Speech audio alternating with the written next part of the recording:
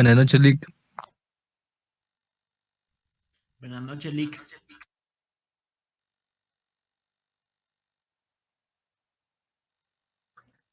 Muy buena noche, mis queridos amigos. Vamos a dar solo unos minutos para que sus compañeros pues, se puedan conectar y así evitar interrumpir la clase. En unos momentos vamos a dar inicio.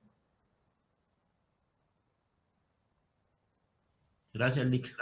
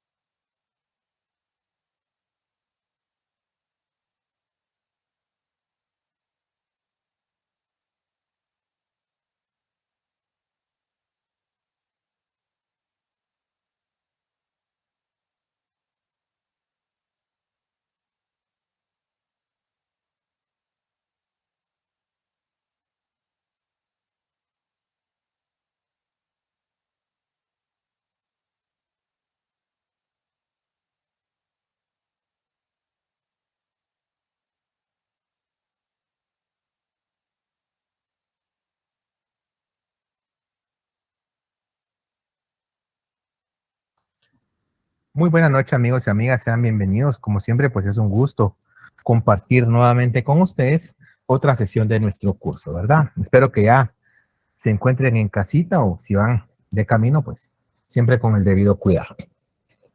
Recordarle a aquellas personas que la retrasada se va a desarrollar el 4 de agosto a las 8 de la noche, tal como fue programado por la facultad.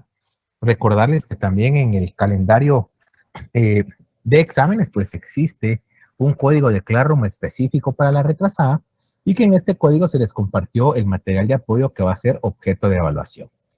Recuerden hacer las previsiones de tiempo necesarias, ya que de este examen pues no existe examen extemporáneo, y de la misma manera también considerar que este tiene un valor de 30 puntos como tal, ¿verdad? Ustedes entran al examen con la zona que acumularon del primer y segundo parcial de introducción al derecho 1. Bien. En la clase anterior habíamos desarrollado ya los conceptos jurídicos fundamentales formales. Hablamos del derecho, hablamos de la norma jurídica, también abordamos lo referente al supuesto jurídico y a la consecuencia de derecho. El día de hoy vamos a dar paso y cabida a desarrollar lo que es los conceptos jurídicos fundamentales materiales. De esa cuenta, pues acá vamos a hablar de aquellos conceptos que no van a formar parte de la estructura lógica de la norma, sino que en este caso van a informar ese contenido de la norma. Es decir, todos aquellos factores, instituciones o elementos que van a formar parte de la norma. De esa cuenta, aquí vamos a hablar de conceptos jurídicos como persona, derecho subjetivo y deber jurídico, hecho jurídico y acto jurídico, relación jurídica, etcétera, ¿verdad? El primer concepto que vamos a desarrollar es el concepto de persona jurídica. El término correcto es persona jurídica, ¿verdad? No obstante, pues vamos a verlo nosotros en nuestra legislación, que muchas veces se hace alusión únicamente a persona. Siempre que hablemos de persona jurídica, autores como Santiago López Aguilar, que es la definición que les he colocado en pantalla, que es ex docente de nuestra casa de estudios y que de la misma manera, pues, es jurista guatemalteco. Él define a la persona jurídica como el reconocimiento que las normas jurídicas hacen del ser humano o de los entes resultantes de su asociación, otorgándoles capacidad para el goce y ejercicio de sus derechos y obligaciones. Por partes. En un primer momento, Santiago López Aguilar dice que es un reconocimiento que hacen las normas jurídicas. De esa cuenta es la ley, el derecho o el legislador el que determina qué se considera persona. También vemos que Santiago López Aguilar se refiere a dos tipos de persona jurídica diferentes, porque primero habla del reconocimiento que las normas jurídicas hacen del ser humano, es decir, de la persona física, pero también habla del reconocimiento que las normas jurídicas hacen de los entes resultantes de la asociación del ser humano. ¿Cuáles podrían ser estos entes? Aquellos que resulten de la unión de dos o más personas, ¿verdad? Como podría ser el caso del Estado, de patronatos, ONGs, fundaciones, municipalidades, sociedades civiles, sociedades anónimas, sindicatos de trabajadores, sindicatos de patronos, etc. Luego, nos dice que es la misma ley, es decir, el Estado, que es el creador de la norma, el que le reconoce y otorga esa capacidad para ejercer derechos y contraer obligaciones. Dicho esto, tenemos que considerar también que generalmente en la doctrina, por ejemplo, autores como Juan Antonio González, nos dice que persona jurídica es el ser humano en cuanto es capaz de ser titular de derechos y sujeto de obligaciones. La definición es correcta. Sin embargo, únicamente se refiere a uno de los dos tipos de persona. Máximo Pacheco, por ejemplo, nos dice que persona jurídica, desde el punto de vista jurídico, es toda persona o todo sujeto del derecho que es ser capaz de tener derechos y contraer obligaciones. Ya cuando emplea el término sociológico sujeto, prácticamente pues ya da amplitud, ¿verdad? Ya no se refiere solo al ser humano, sino también se encuentra inmerso el tema de las personas jurídicas colectivas. Eduardo García Maínez es un poquito más tajante, ¿verdad? Y él nos dice que persona jurídica es todo sujeto o toda persona todo ente capaz de tener facultades y deberes. Cuando él se refiere a todo ente, prácticamente ahí abarca lo que es la persona jurídica individual o la persona física y la persona colectiva o la persona abstracta. Bien. ¿Cómo se origina o cómo surge este concepto jurídico de persona? En la comunidad primitiva no existía derecho, por lo tanto no existía Estado. De esa cuenta todavía no se podía hablar en términos precisos y jurídicos de la persona como lo que conocemos hoy en día, ¿verdad? Únicamente se hacía referencia a los seres humanos. Con el paso del tiempo, una época esclavista, que es el momento donde surge el Estado y surge el derecho, les recuerdo que, por ejemplo, el derecho surge con el aparecimiento de la propiedad privada y la división social de la sociedad en clases antagónicas. De esa cuenta, entonces, ya en una época esclavista, ya se empieza a utilizar el concepto jurídico persona como algo un poquito más común, ¿verdad? La única diferencia es que estaba destinada únicamente a la clase dominante, es decir, los que ejercían el poder político, el poder económico o los clérigos y la nobleza. No todos eran considerados personas, porque en el caso de los esclavos o los extranjeros, al no ser considerados personas, no se les reconocían derechos. Siempre en la época esclavista, pues ya con el paso del tiempo, los esclavos y los extranjeros adquirieron ciertos y limitados derechos. Esto únicamente por motivos de tráfico comercial. En una siguiente época, en la época feudal, producto de la lucha de clases, ya los esclavos pues obtienen cierto reconocimiento, ¿verdad? Ellos pasan de ser considerados cosas a ser considerados siervos o vasallos. Al ser considerados siervos y vasallos, ellos se encontraban sometidos al poder del señor feudal, ellos recibían una parcela o parte de territorio pues para poderlo trabajar, para subsistir junto con su familia, pero a cambio de ellos se encontraban obligados a responder al señor feudal, es decir, en caso de guerra estaban obligados a defenderle y también a trabajar en forma gratuita a los terrenos de este. Eso obviamente pues no les tenía nada contentos, ¿verdad? Esta lucha de clases va evolucionando y ya en la época de producción capitalista, prácticamente acá, todas estas clases explotadas luchan por tener un tratamiento jurídico preferente. Es decir, buscan porque ese concepto de persona se generalice, que ya obtenga un contenido absoluto y real.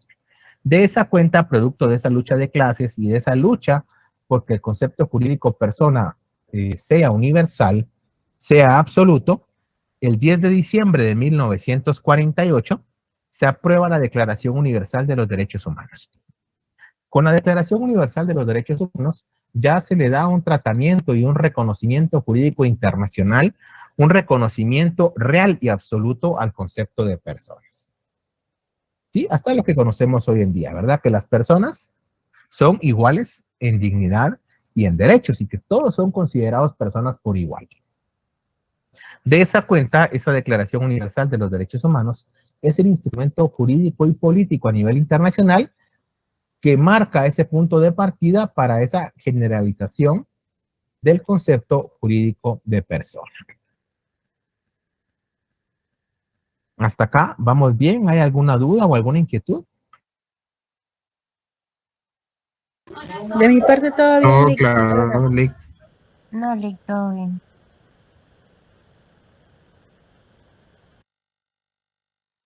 Bien. Respecto a la etimología del concepto jurídico persona, esta proviene del latín personare.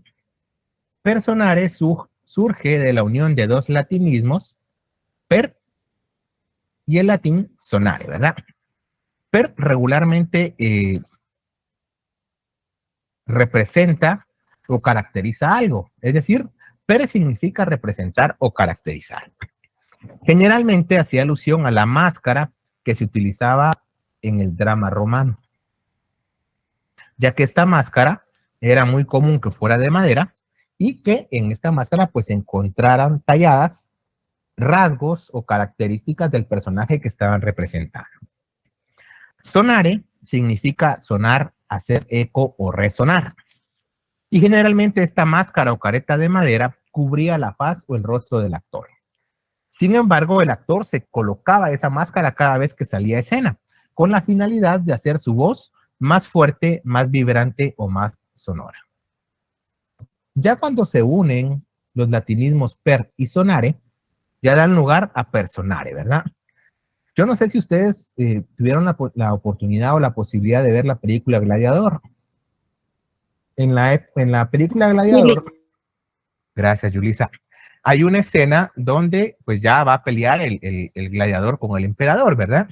Y en esa película pues sale una escena donde en las calles, en el pueblo romano, dos actores están representando esa pelea. Uno representa al emperador y otro representa al gladiador. Si ustedes se pudieron percatar, estos actores tenían una máscara de madera que sostenían con su mano. Esta máscara no la tenían pegada al rostro. Esta máscara la sostenían a cierta distancia del rostro porque ello hacía que la voz resonara. Entonces la máscara no solo contenía rasgos físicos del personaje que estaban representando, sino que de la misma manera, pues también el colocarla a cierta distancia del rostro producía que la voz fuera más fuerte, que la voz fuera sonora. Y precisamente personare hace alusión a esa máscara que se utilizaba en el teatro romano para representar a determinado personaje. En su oportunidad pasó de significar una simple máscara a realmente esa representación o esa investidura que se ejercía en el teatro romano. Con el paso del tiempo ya no solo significó esa representación o esa investidura, sino que ya se hacía alusión a la función que se desempeñaba en la sociedad. Es decir, al rol que se estaba desempeñando, a cuál era la posición, cuál era la función, la cualidad, o bien a la función que cada persona tenía en la vida social. Hasta llegar a lo que hoy en día pues conocemos ya como persona propiamente dicha, ¿verdad?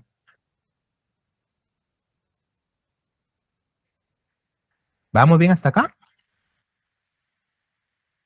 Sí, licenciado. Sí, licenciado.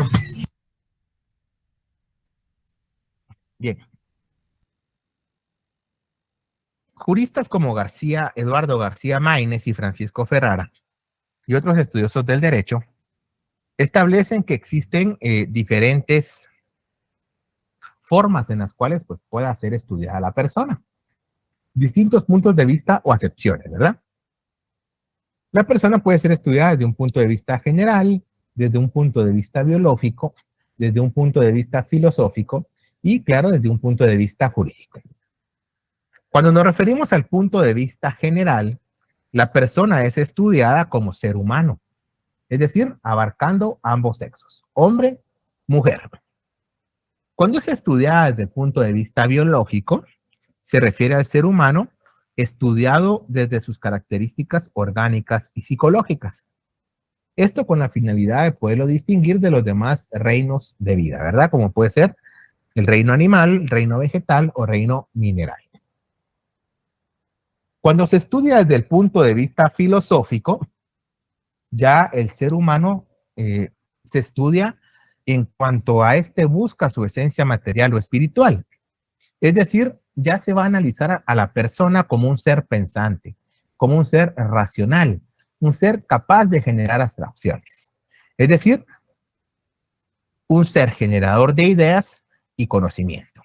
Un ser que es capaz de proponerse fines y cumplirlos. Ya se va a estudiar a la persona como un ser cognitivo, ¿verdad?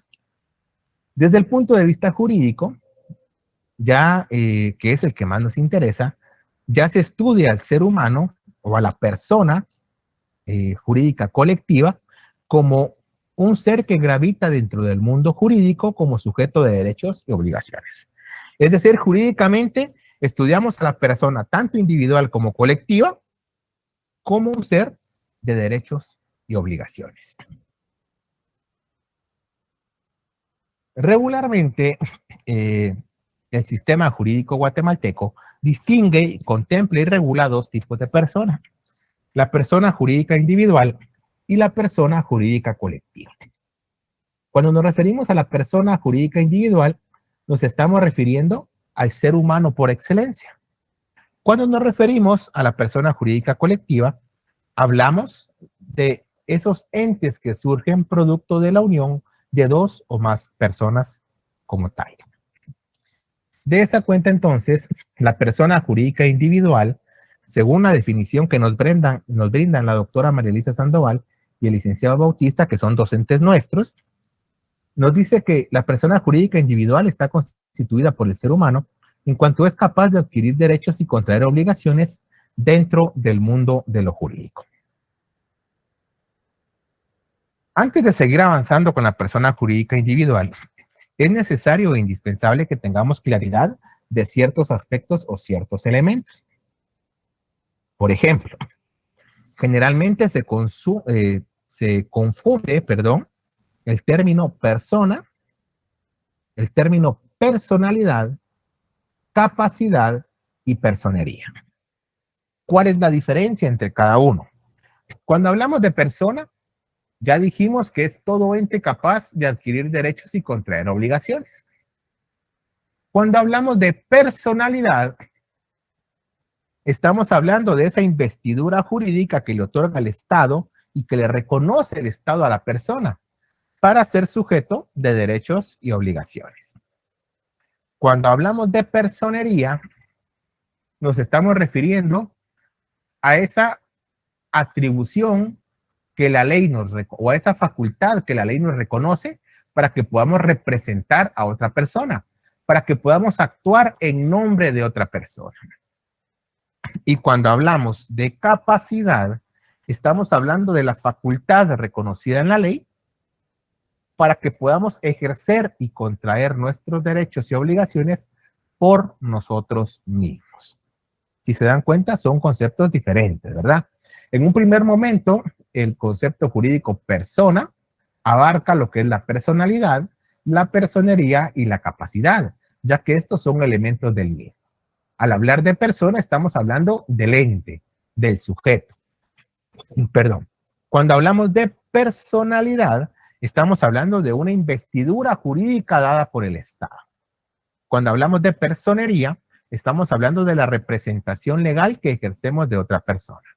Y cuando hablamos de capacidad, es esa aptitud que la ley nos reconoce para ejercer derechos y obligaciones por nosotros mismos. Eso es sumamente importante que lo tengamos claro. Volviendo a la persona jurídica individual. Otros autores pues nos dicen que la persona jurídica individual consiste en el conjunto de derechos y en el conjunto de deberes que la ley le atribuye a determinado sujeto humano.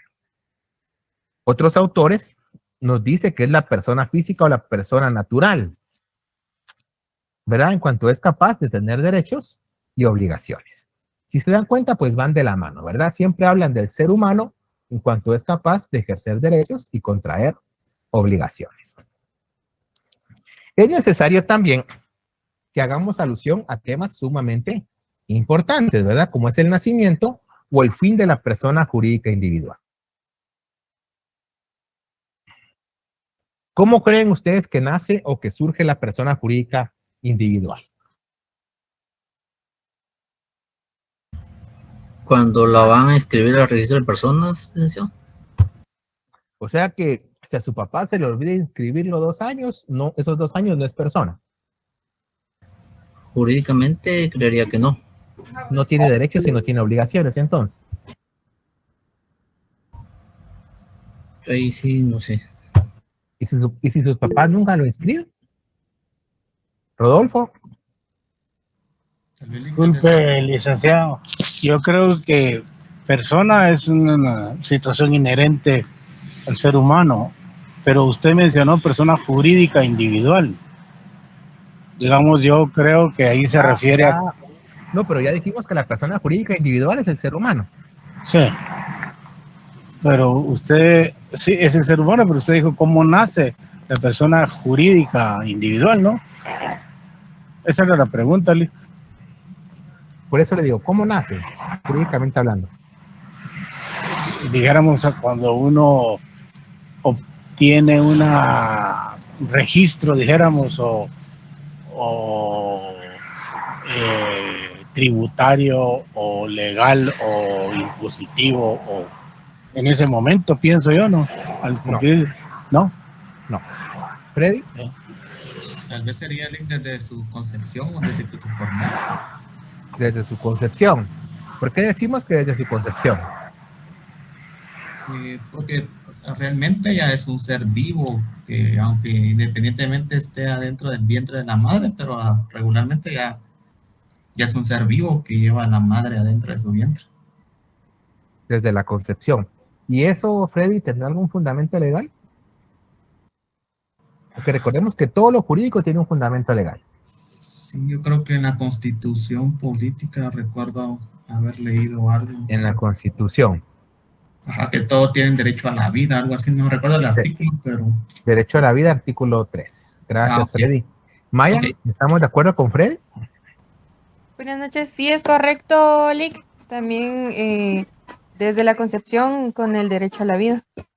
Desde la concepción con el derecho a la vida. Diego, Buenas noches, licenciado. muy buena noche.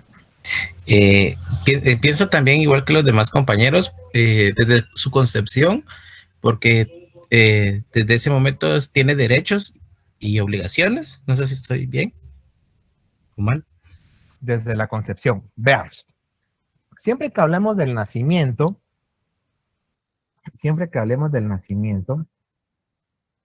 hay ciertas teorías que nos indican en qué momento, pues, nace o surge jurídicamente la persona, ¿verdad? En este caso, la persona jurídica individual. Posteriormente vamos a hablar de la colectiva en su momento. Cuando hablamos de la persona jurídica individual, la doctrina pues recopila principalmente 4 teorías. La primera teoría, para que ustedes tengan una aproximación un poquito más cercana, es la teoría del nacimiento. La teoría del nacimiento sustenta que la persona jurídica individual nace, se es persona o se adquiere personalidad jurídica desde el momento en que el feto es separado del claustro materno. ¿Sí? Desde el momento en que la dama da a luz, ¿verdad? Sin embargo, aquí los autores pues sustentan que hay 2 momentos, hay 2 corrientes. Unos sustentan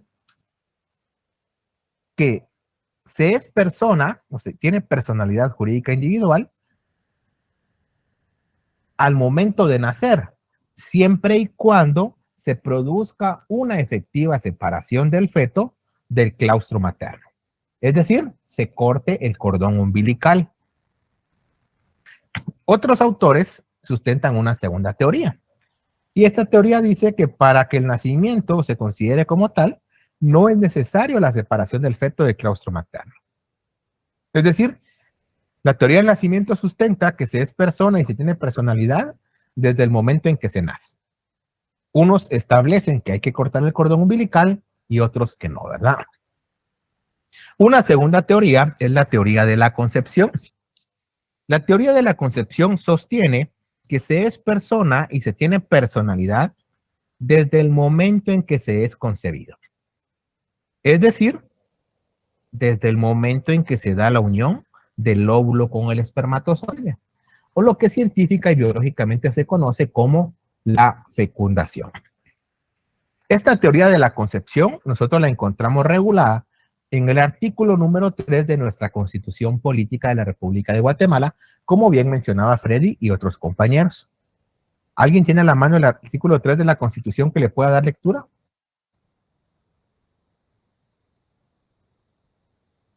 Erika, adelante. Buenas noches, derecho a la vida. El Estado garantiza y protege la vida humana desde su concepción, así como la integridad y la seguridad de la persona. Nuevamente, Eric, si fuera tan amable. Claro. Artículo 3, derecho a la vida. El Estado garantiza y protege la vida humana desde su concepción, así como la integridad y la seguridad de la persona.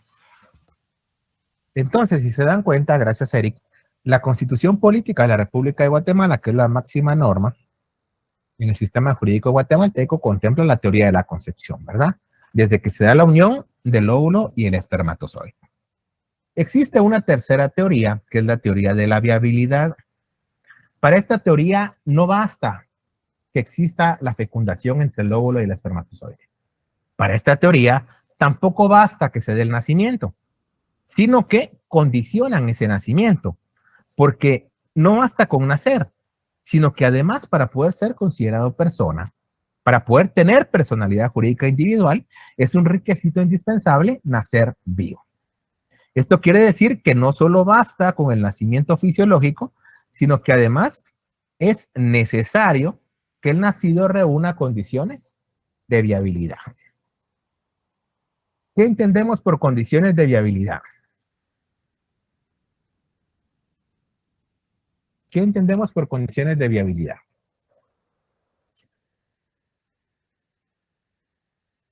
Diego.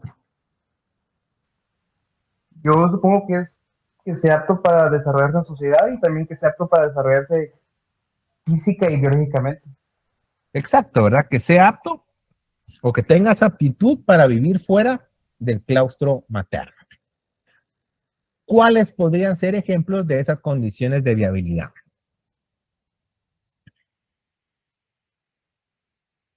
Licenciado, entonces una persona que no sea, se podría referir a aquellas personas que son dependientes de la madre, aquellos que nacen con algún tipo de retraso, no se pueden considerar personas jurídicas. Ya vamos a llegar ahí, Wendy. En orden. ¿Cuáles pueden ser esas condiciones de viabilidad? ¿Alguien, además de Diego? ¿Cuáles podrían ser esas condiciones de viabilidad?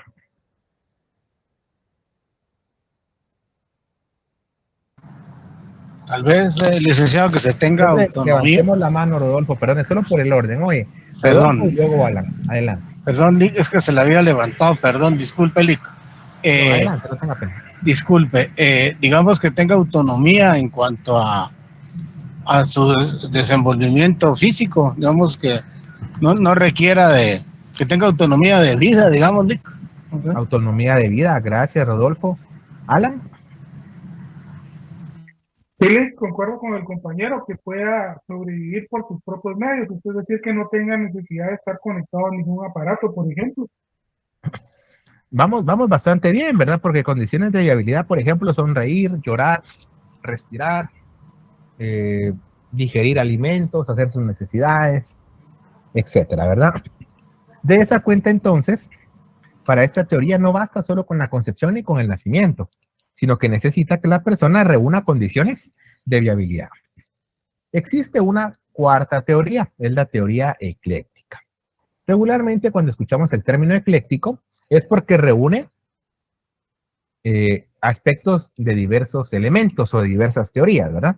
En el caso de la teoría ecléctica, esta establece que se es persona o se tiene personalidad jurídica individual desde el momento del nacimiento. Sin embargo, reconoce por una ficción legal que el concebido también tiene derechos, siempre y cuando le favorezca. Esta teoría nosotros la encontramos regulada en el artículo número 1 del Código Civil. ¿Alguien tiene a la mano su Código Civil? Y aprovechando, les pido una disculpa. Tuve hoy unas diligencias y no me fue posible subirlo. El día de mañana se los voy a subir y también les voy a indicar qué artículos tenemos que ir leyendo. Pero alguien que lo tenga a la mano, artículo 1 del Código Civil. Erika, adelante. Gracias, Lick. El código, artículo 1, perdón, dice personalidad. La personalidad civil comienza con el nacimiento y termina con la muerte. Sin embargo, al que está por nacer se le considera nacido para todo lo que le favorece, siempre que nazca en condiciones de viabilidad.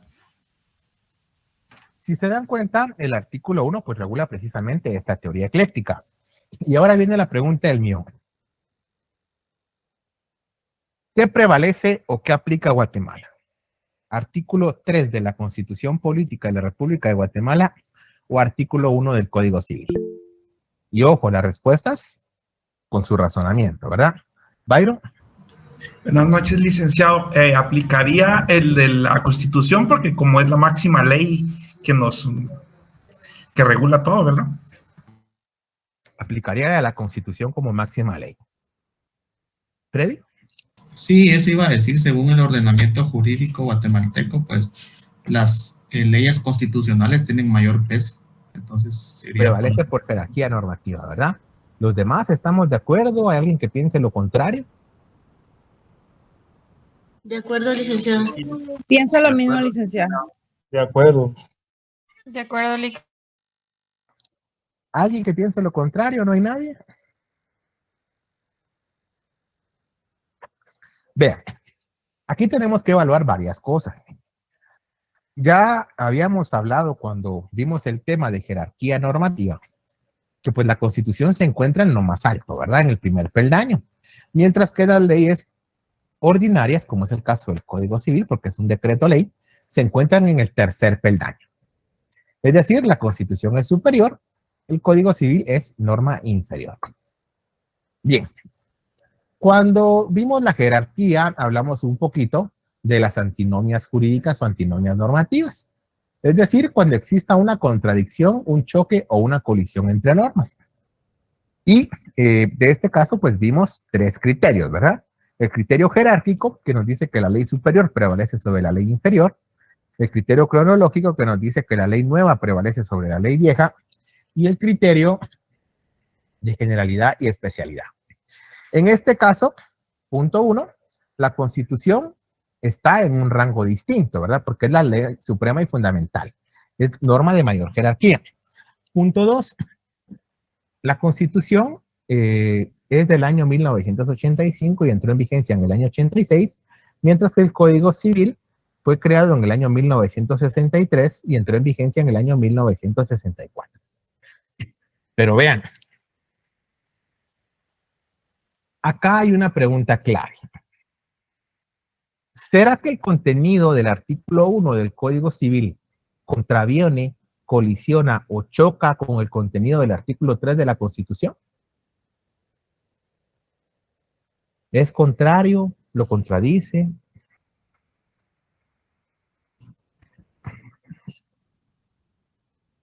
¿Qué creen ustedes?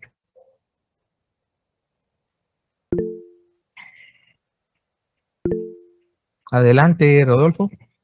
No, licenciado, en mi opinión lo complementa, no hay una contradicción en ellos. Lo complementa, ¿verdad? Patricia. Wendy, Sí, Patricia. licenciado, yo pienso de que la Constitución únicamente habla de que el Estado protege la vida.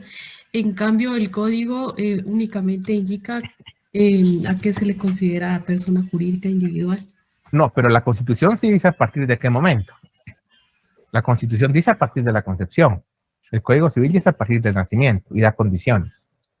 Entonces la pregunta es, ¿será que lo contradice o no lo contradice? Maya. Lick, pues pienso que sí se puede decir que lo contradice porque en la Constitución solo indica que garantiza la vida desde la concepción y en el Código Civil indica de que desde el nacimiento y hasta la muerte y en las Desde el condiciones de nacimiento. viabilidad. Bien, veamos, analicémoslo desde esta perspectiva. La teoría ecléctica reúne apartados de las tres teorías anteriores. Laura, adelante. Buenas noches, licenciado. Pero el Código Civil también dice, sin embargo, al que está por nacer se le considera nacido. Sin embargo, al que está por nacer se le considera nacido. Ajá. Sí, exacto. Entonces yo pienso que se complementan ambas. Usted piensa igual que Rodolfo, que se complementan. Vea, sí. Les decía que la teoría ecléctica en su naturaleza, pues es implementar o desarrollar, tomar, digamos, los mejores aspectos de cada una de las teorías anteriores. Si ustedes se dan cuenta, no existe colisión, ¿verdad? Porque como bien lo mencionaba Rodolfo y Laura, la teoría ecléctica contempla la teoría de la concepción, no la niega, sí la contempla y la desarrolla. De esa cuenta no existe colisión, existe choque. Por lo tanto, la respuesta no iría orientada en cuanto a los criterios para solventar esa colisión de normas, ¿verdad? O sea, aquí no tendría cabida, digamos, decir que la Constitución es norma jerárquicamente superior porque no hay una colisión. Tampoco que la Constitución es más reciente porque tampoco hay colisión. Recordemos que cuando hablamos de estos temas de jerarquía normativa, hablamos un poquito sobre el artículo 44 y 46 de la Constitución. Hablamos del control de convencionalidad y hablamos del bloque de constitucionalidad. ¿Sí? De esa cuenta menciono que en un primer momento, todos aquellos derechos no reconocidos o no regulados en la Constitución, pero que pertenezcan a la persona por el simple hecho de ser persona, la Constitución los iba a reconocer. 1. 2. Cuando la Constitución regula un derecho, pero existe otra norma que también regula el derecho, y esta otra norma, aunque sea de diferente jerarquía, da una protección preferente, o da una mejor protección, da una mayor amplitud, da un mejor reconocimiento, una garantía más grande, se aplica a esta norma. Tal como sucede en el caso del Código Civil. Y no es la única norma. Si ustedes se dan cuenta, la Constitución dice cierto tiempo para periodo prenatal y postnatal, y el Código de Trabajo da un tiempo mayor. Por lo tanto, aplicamos el Código de Trabajo, ¿verdad? Bien. Desde esta perspectiva, entonces, aplicamos el artículo 1 del Código Civil, porque da una protección más amplia. ¿Sí? Regula el derecho de mejor manera o de manera preferente. Otro aspecto que tenemos que considerar es que las normas constitucionales o todo lo referente a derechos humanos se va a interpretar en forma abierta, en forma amplia, ¿verdad? Se le va a dar el mayor alcance posible a las palabras. De esa cuenta, entonces, vamos a aplicar el artículo 1 del Código Civil. ¿Estamos bien hasta acá? ¿Hay alguna duda, alguna pregunta?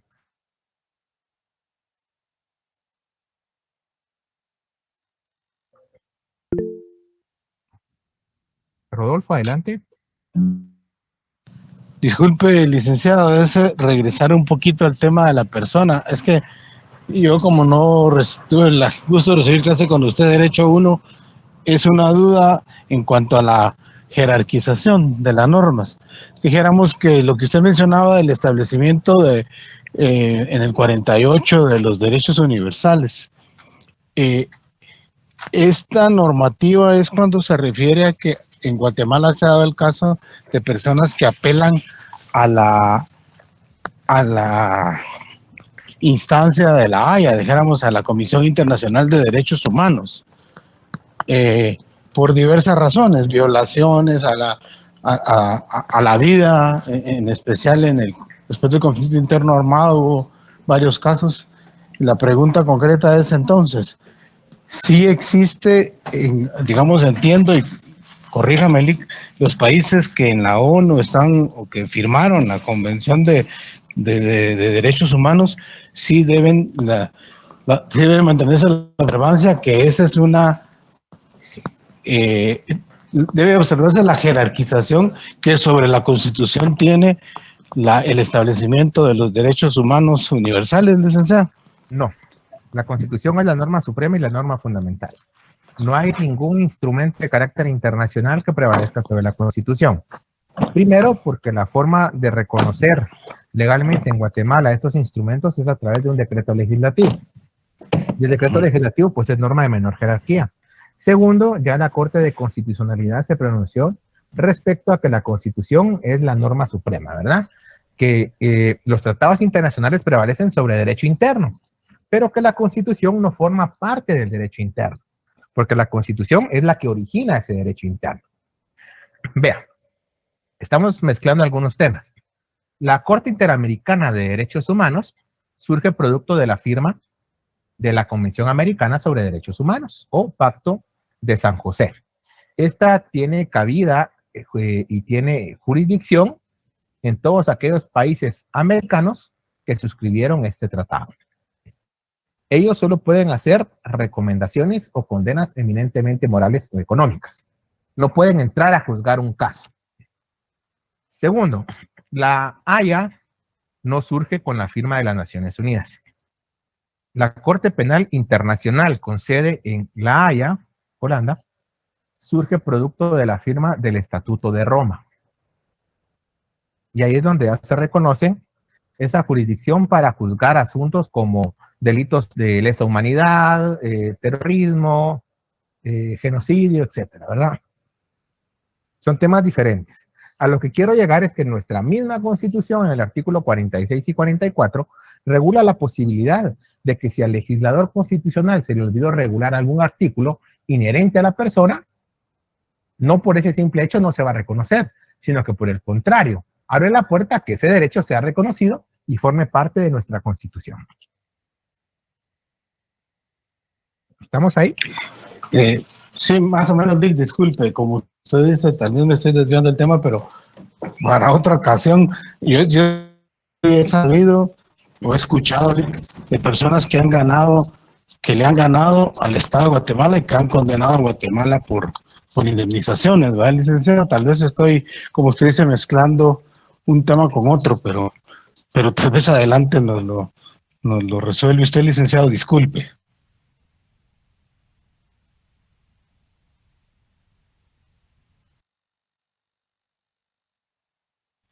Tiene para el micrófono, licenciado. Gracias, Mercedes.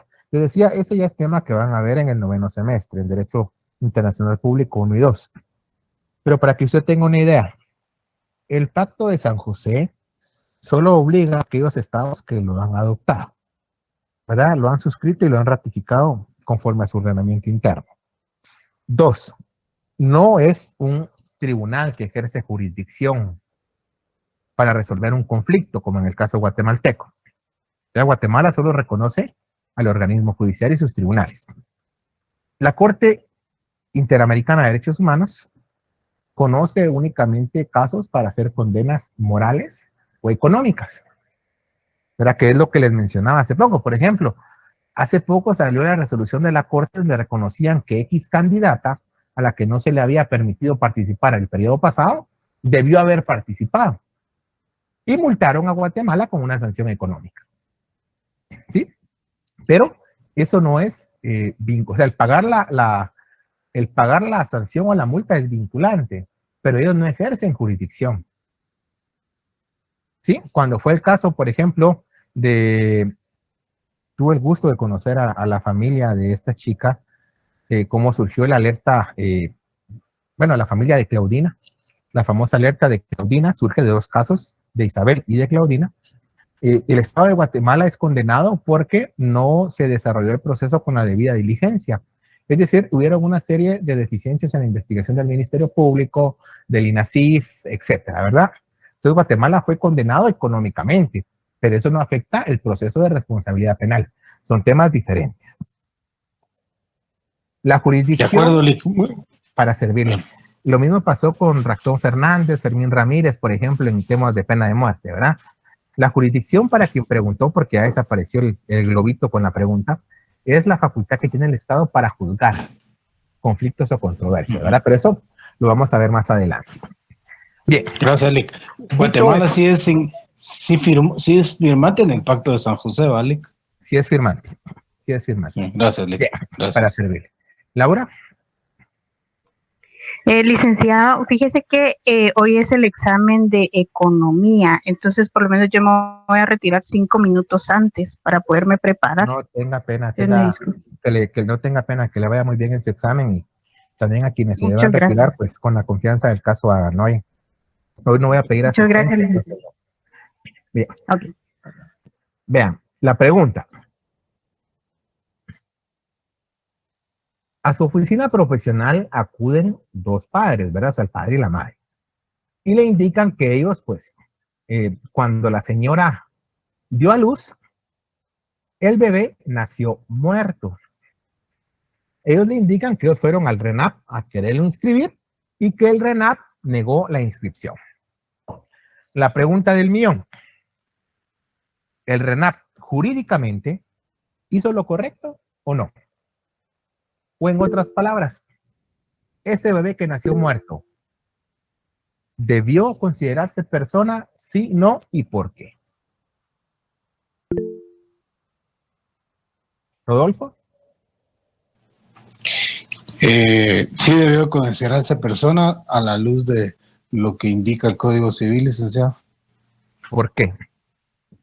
porque el niño nació. O sea, estaba vivo, como usted dice, bajo la doctrina ecléctica, sí fue concebido y puede haber sido cualquier eventualidad en el momento del nacimiento que ocasionó la muerte del neonato, pues, o sea, esa es mi opinión, Lick. Gracias, Rodolfo. Evita y luego Maya. Buenas noches, licenciado. Buenas noches. No, yo iba a decir lo mismo que Rodolfo Reyes, que al momento en el que nació, según el Código Civil, ya es considerado como nacido. Entonces, es básicamente lo que dijo don Rodolfo. La pregunta sería, ¿se puede nacer muerto?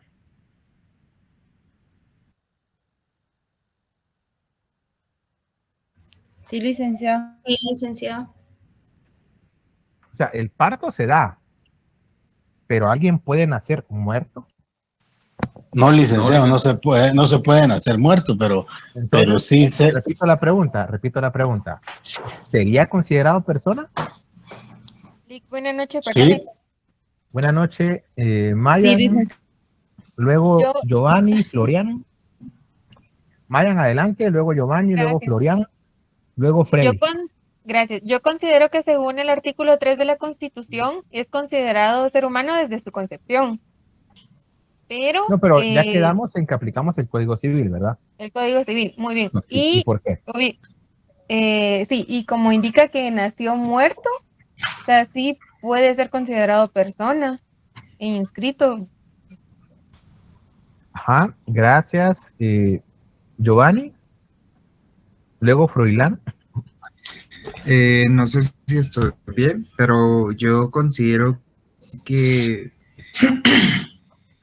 pues tenía toda la razón, ya que en el Código Civil dice que nazca con condiciones de viabilidad, o sea, que tenga vida.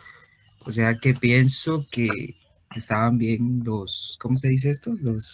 Al no hacer el papeleo, por decirlo así. Actuaron en lo correcto, ¿verdad? Bien, gracias. Froilán. Buenas noches, licenciado. Buenas noches, compañeros. Pues tomando en cuenta lo que indica el Código Civil, los del RENAP pues procedieron bien, ¿verdad? Al no inscribir al infante, ya que indica de que comienza en el nacimiento y termina con la muerte, y en este caso pues nunca nació, ¿verdad?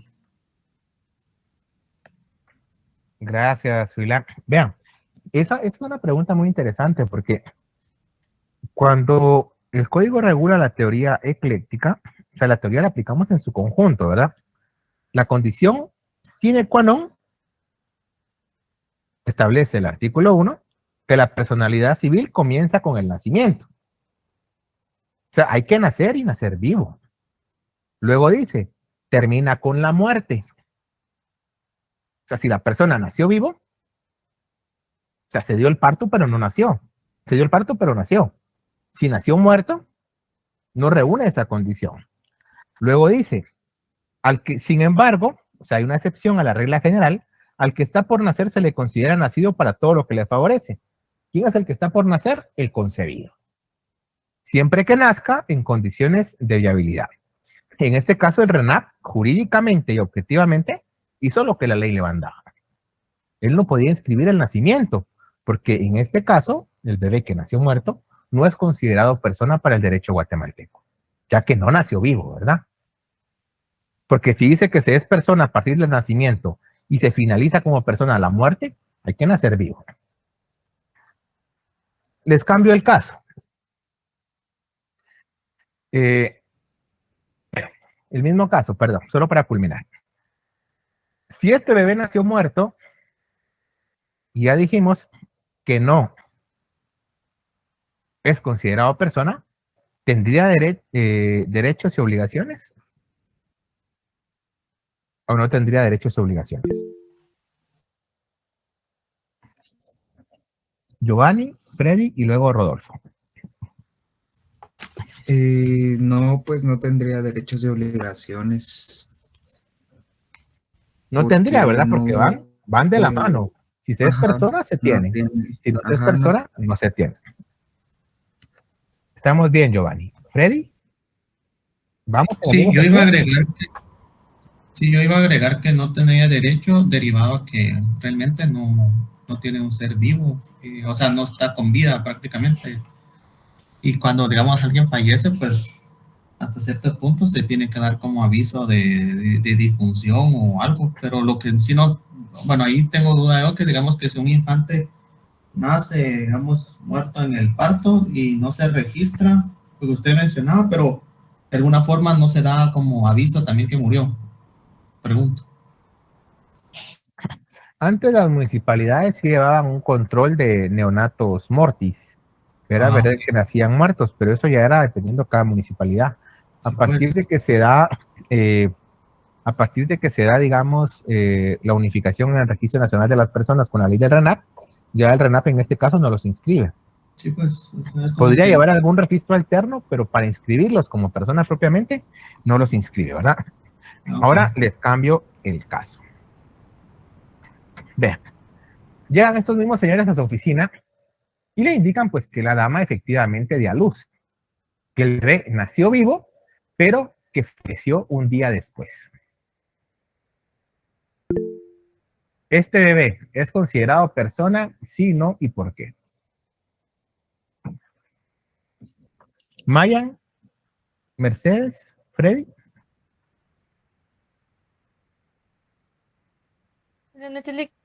Sí es considerada persona porque nació, según el artículo 1 del Código Civil.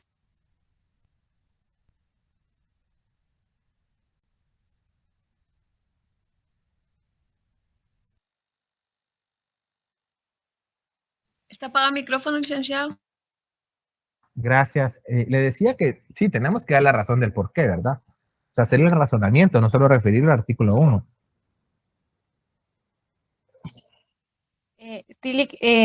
Sería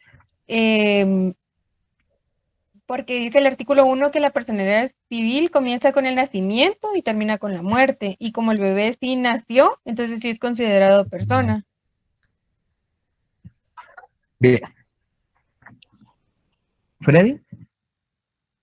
Ok, Luego yo considero que sí es considerado como persona porque realmente nació y tiene vida y es un ser vivo, o sea, prácticamente pues tiene vida y realmente va a adquirir derechos y obligaciones desde el momento de su concepción o darla a luz, independientemente de que no lo fueran a inscribir, pero realmente posteriormente ya, digamos, legalmente inscrito va a surgir como persona, pero ya cuando se vaya a inscribir al registro civil o a RENAP, pero sí es considerado como persona. Como persona. Gracias, Freddy. Mercedes, Wendy, Elizabeth y Evita. Adelante. Buenas noches, licenciado. Sí, yo igual, al igual que los compañeros, considero que sí es considerado como persona por el simple hecho de haber nacido y que de igual manera, al ser una emergencia o algo, pues uno como padre de familia puede ir y registrarlo al RENAP, siendo así teniendo ya sus derechos y obligaciones, aunque haya fallecido, aunque fallezca al otro día, ¿verdad? Pero sí sería considerado como una persona. Gracias, Mercedes. Me había pedido la palabra. Es que bajaron la mano. Elizabeth y Evita tienen la mano levantada. Adelante. Buenas noches, licenciado. Como decían los compañeros, sí es considerada persona porque sí nació vivo, pero la pregunta que usted está haciendo que tiene derechos y obligaciones, pues yo siento que al momento de haber muerto, pues ya no los tiene, ¿verdad?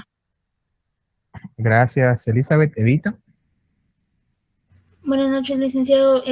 Sí, yo creo que sí sería considerado como, sí tendría sus derechos y obligaciones, porque nació bien. Ya la cuestión de la muerte del niño, por ser al siguiente día, ya puede ser cualquier otro motivo. No es que haya nacido muerto como tal, o que haya muerto el mismo día. Gracias, Evita. Wendy creo que había levantado la mano también. Sí, licenciado. Pues yo pienso de que no, porque al momento de que están registrando al niño, él ya está muerto. pero no sé, me da un poquito de duda todavía. Bien, veamos, para solventar la duda lo que tenemos que hacer es ir a lo que la ley dice. Artículo 1 del Código Civil, personalidad. La personalidad civil comienza con el nacimiento y termina con la muerte. Sin embargo, al que está por nacer se le considera nacido para todo lo que le favorece, siempre que nazca en condiciones de viabilidad. ¿El niño nació? Sí nació. Sí, sí nació, Lick. Es considerado persona, ¿verdad? Sí nació, Lick. Aunque fallezca una hora después, media hora después, un día, es considerado persona. Por lo tanto, tiene derecho a un nombre, tiene derecho a ser inscrito, tiene derecho a todos los que la ley establece. Les cambio el caso. Estos mismos señores llegan a su oficina y pues le indican que la dama está en estado de gravidez, está embarazada, y que ellos tienen la intención de formar un fideicomiso con unos bienes que tienen para el nacimiento del menor. ¿Se podría formar esta figura que ellos quieren? ¿O todavía no es persona el menor? Alfredo, Alan y Rodolfo. Según el artículo 1, pues no podrían, porque se le va a considerar persona jurídica hasta el momento de nacer. Entonces no podrían ponerle un nombre. ¿Cómo le pondrían un nombre si no ha nacido? No, pero la pregunta no es el nombre, sino si podrían formar el fideicomiso. No, bueno, ahí tendría que ir a siempre o sea, no ha nacido el niño, no podría No ser podría. persona. Gracias, Alfredo. Alan. Yo considero que sí, licenciado, porque si el artículo 1 dice que se considera como nacido al neonato, al no nato, perdón, pienso que sí se podría tener la figura para poder crear ese fideicomiso. Gracias, Alan. Rodolfo, ¿estamos de acuerdo con Alfredo o con Alan? Con Alfredo, licenciado, no se puede constituir el fideicomiso porque no ha cumplido las condiciones de vialidad y la teoría ecléctica de autonomía. No es persona jurídica aún. No ha nacido. Gracias. Freddy. Sí, yo estoy de acuerdo que no se puede constituir o figurar el fideicomiso porque realmente no tiene un nombre. Entonces, no sé si se podría figurar ese tipo de contrato con un nombre o el menor como tal, o sea, pero no hay un nombre y Bueno, apellido. pero eso ya sería, digamos, algo más formal. Algo de cumplimiento de algún requisito, alguna solemnidad. Vean. Dice, la personalidad civil comienza con el nacimiento y termina con la muerte. Esa es la regla general. En este caso no aplica porque el niño no ha nacido. ¿Estamos de acuerdo? La excepción a la regla general. Sin embargo, al que está por nacer, o sea, al concebido, se le considera nacido para todo lo que le favorece. ¿Será que ese fideicomiso le va a favorecer? Sí. ¿Será que estando la señora embarazada, el niño está concebido? Está concebido, Lick. Entonces, ¿se podría o no se podría? Sí, porque bajo la argumentación que usted hace, Lick, de que todo lo que favorezca, desde ese punto de vista, sí. Ahora bien, ese contrato se crearía y obviamente pues surtiría efecto hasta que el niño nazca, ¿verdad? Ya con el nacimiento ya se vería si nace en condiciones de viabilidad o no, pero ese es otro tema. Pero en este caso sí se podría. Bien. ¿Estamos bien hasta acá? ¿Hay alguna duda, alguna pregunta? Todo claro, Lick, gracias. Gracias. Muy bien, Brenda Elizabeth, adelante. Gracias, licenciado. Buenas noches. Buenas Solo con noches. una pregunta. Si el bebé, por ejemplo, la mamá estaba en la oportunidad de parto y nació, pero nació muerto, ¿verdad? Ya el bebé ya está físicamente, pero en ese caso, ¿cómo es? O sea, ¿lo voy a enterrar sin nombre, como XX? Porque ya entiendo que no en los de REDNAP no me pueden inscribirlo así, ¿verdad? Formalmente no le pueden inscribir como persona Ajá. para que tenga derechos y obligaciones, pero sí lleva un control de neonatos. Bueno. Gracias, licenciada. para servirle, pero jurídicamente como persona no nace a la vida jurídica. Bien, el fin de la persona jurídica individual.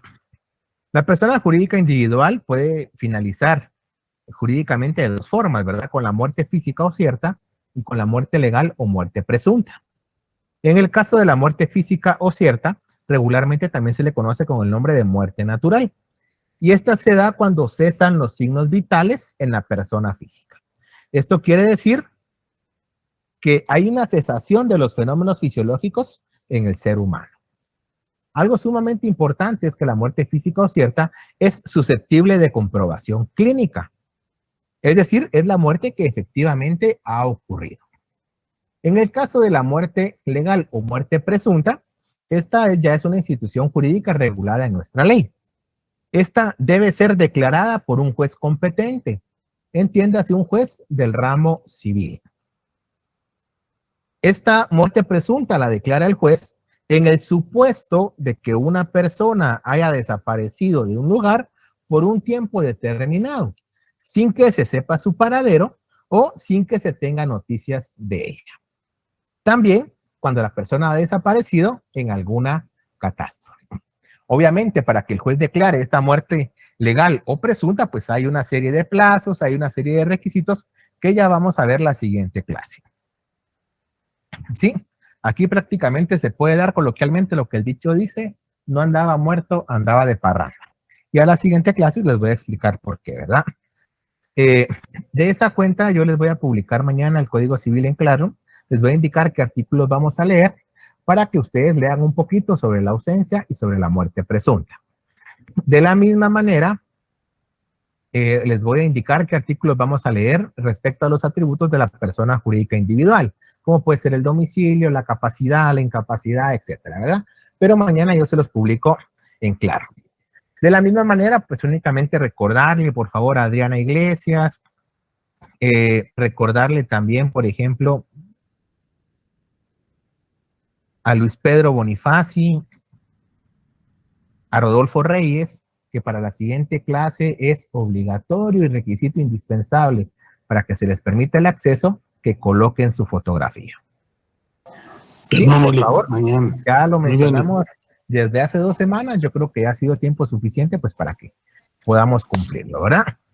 Llegaríamos, gracias Rodolfo, muy amable. Llegaríamos entonces hasta acá. Si hay dudas o preguntas, la siguiente clase las vamos a solventar. Por favor, mañana les publico el código y también los artículos para que ustedes puedan leer y puedan avanzar un poco en casa. Les deseo un feliz descanso, éxitos en su jornada el día de mañana. Que descansen. Feliz noche, licenciado.